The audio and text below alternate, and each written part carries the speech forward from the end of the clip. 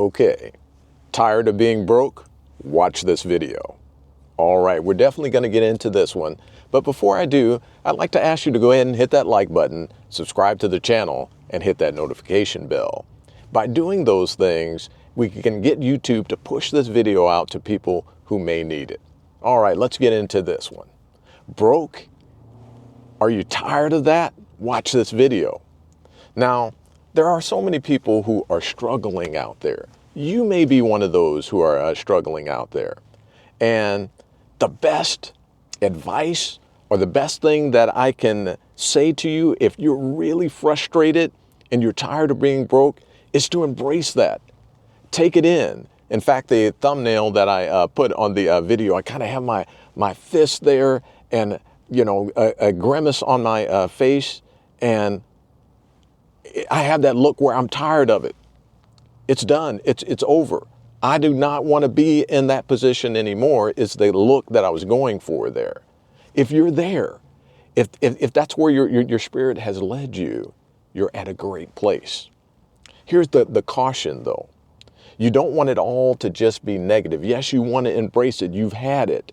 But you want to be that glass is half empty or half full rather than half empty. You want to be the optimist. You don't want to be the pessimist. Yes, you want to bottle up that energy that says, I've had it, but you also want to turn that into, I've had it, but now I'm going to look for a path out. I'm going to get to the point to where I'm no longer broke. I'm no longer desperate or even bankrupt. Hey, I've been there. 25 years ago, I was at the university. I went to Abilene Christian University. And all of my student loans were starting to come in, and my wife's student loans were starting to come in, and we had built some credit card debt, and the bills were just too much. $200 here, $300 there, $500 there of all of these different student loans, and I just couldn't handle it. And I was sitting on a bench, broke, and actually bankrupt. I was below broke. I was bankrupt, and I couldn't even get to the status of bankruptcy without calling my mom. So I had to borrow $400 from my mom just to be bankrupt. So I know what this is like. I know what it's like to be at that point of frustration where you've had it. But again, it's a glorious time if you've had it. It is that inflection point to where you're no longer like, I like that analogy of a frog being boiled. And that's what happened to me. And that's probably what happened to you. That you kind of slowly got boiled over time. The temperature in your finances rose and rose and rose. You took on a little bit more debt over time. And before you know it, the water is boiling and you get boiled.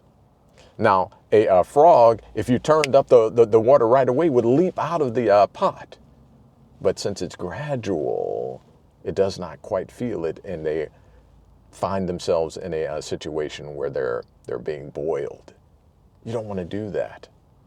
You want to actually see your position where you're at now. You want to get out of that pot. You want to leap out of that pot before you get completely boiled, like that frog. The temperature progresses slowly to boiling. So it's a good analogy. But this is a good point for you. It's a great point to be at that point to where you're like, that's it. I'm not going to have this anymore. But you want to wake up and take some steps to move forward. But to do that, it is highly important that you take this one word, and it starts with the letter D, and embrace it. And that word is decide. You've got to decide that it's no longer going to be as it is right now for you. And it has to be a definitive, another word that starts with D, a definitive decision. I think about when I was 17 years old, our church went on a trip, wilderness trek is what it was called, to Colorado. I lived in St. Louis at the time. We went to Colorado to climb Mount Massive, and it was a church camp. I always remember Mount Massive was 14,421 feet. And part of what we did on that trip is that we carried everything on our back in our backpacks, our tents, everything. And you walked up this mountain and you were basically living in the wild. Everything you did was in the wild. Even going to the restroom, bathing, everything was in the wild there. So we climbed that mountain, but one of the other things that we did was we kept a journal and we had devotionals at night.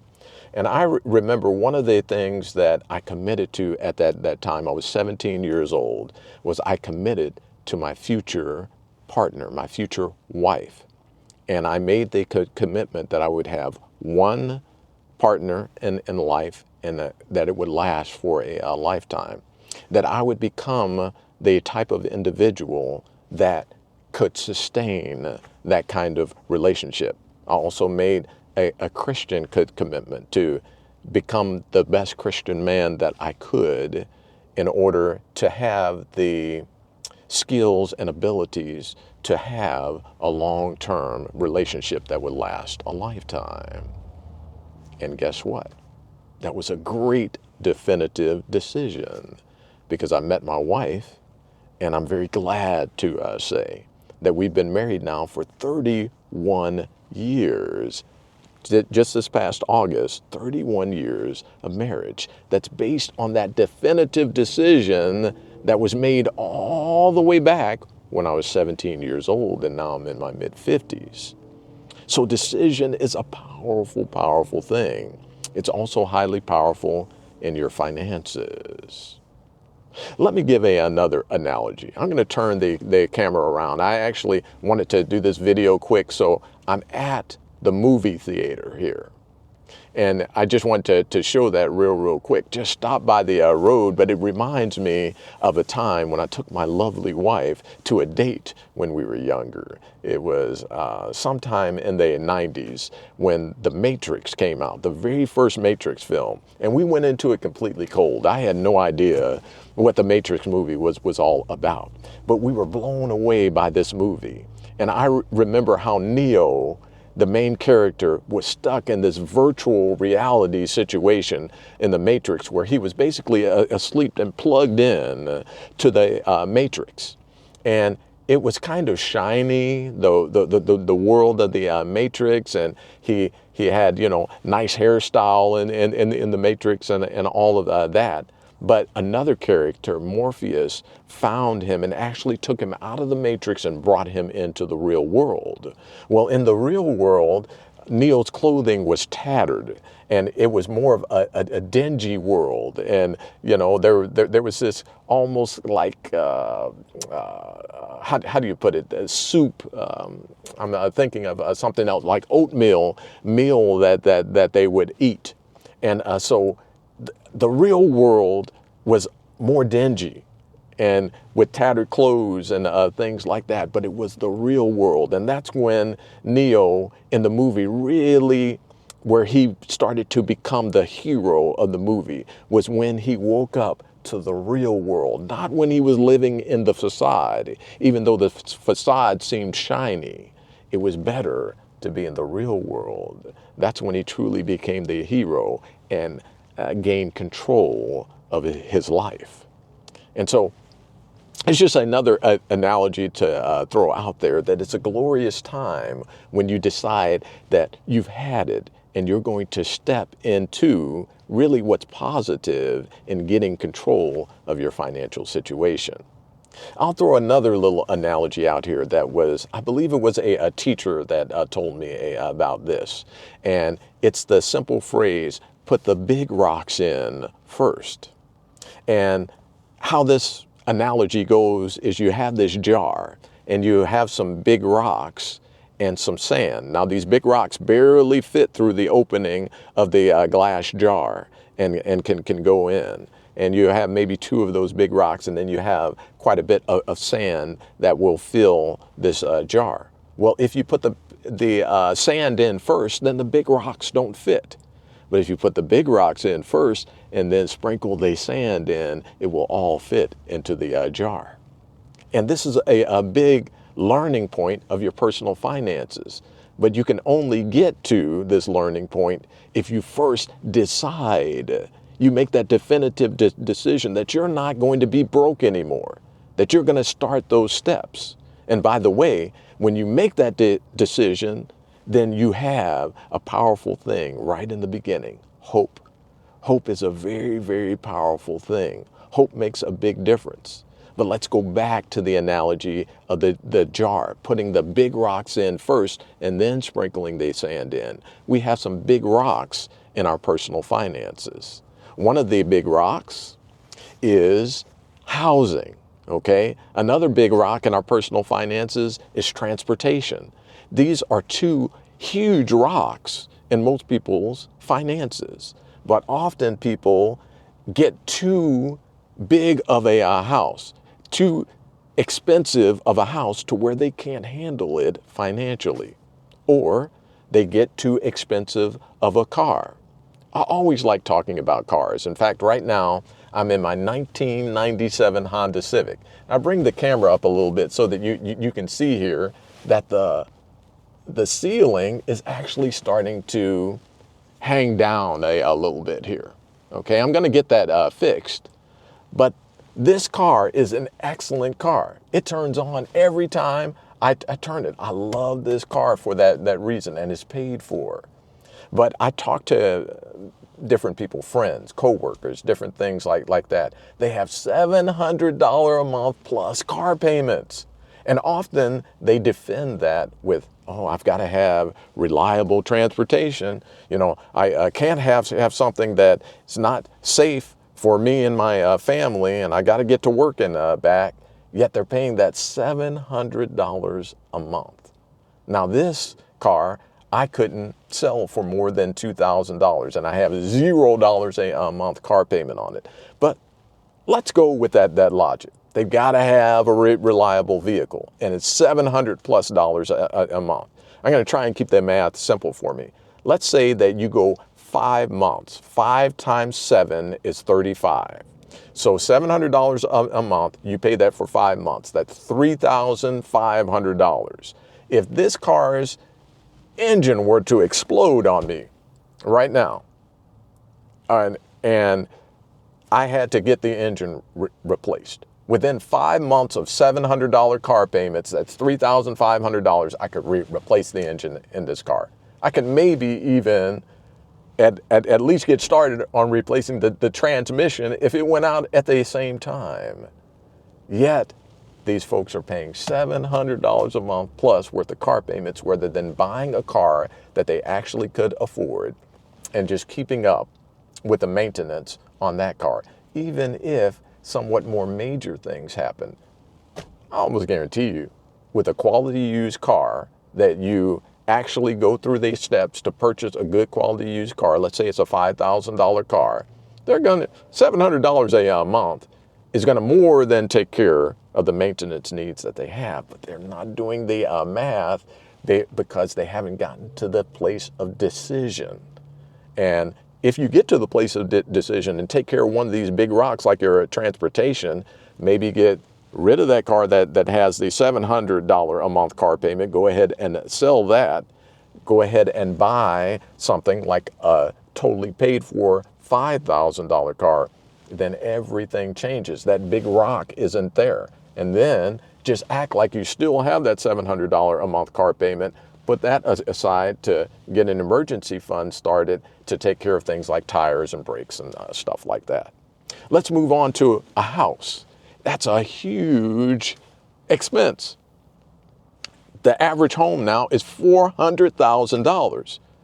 But there's some folks that stretch and maybe buy a $600,000-$700,000 home. They've got $3,000 to $4,000 a month house payments when it's not what they can afford. They're in the matrix. They're in the keeping up with the Joneses matrix. They need to come back to the real world. If you're there, you need to come back to the real world. Purchase a home that you can afford. If you're already in a home that you cannot afford, maybe look at downsizing from that home. But again, you have to be at the point of decision to even come to the point to where you're in a mind frame to actually make the changes that you need to take these big rocks and put them in first so that you're able to create margin in your budget to be successful in the future.